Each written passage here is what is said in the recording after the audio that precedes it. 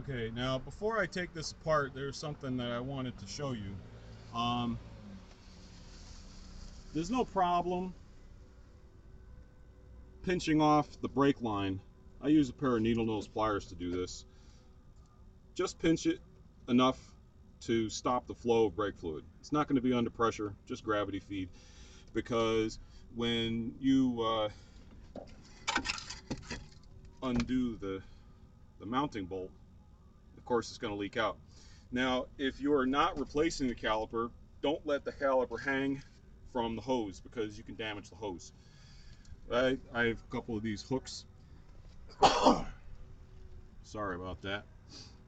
Got a couple of these hooks here that you just hook up onto the strut, and then hang the brake caliper off it like that, so there's zero stress on that hose.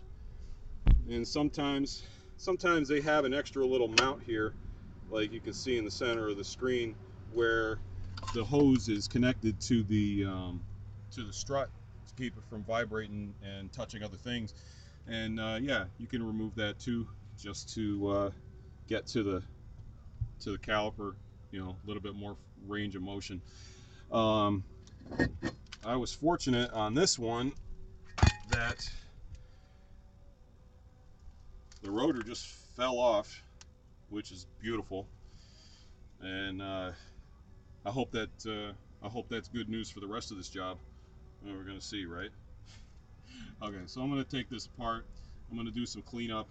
This needs to be cleaned up, and because we need a nice clean mounting surface for the rotor, because if this is not true and then you end up with the rotor wobbling back and forth, that's what causes your vibration. And so I'm going to do some cleanup, and I'm going to get the run out measurement tool, so that we can find out where we stand and if this thing is going to be close to zero. Be right back.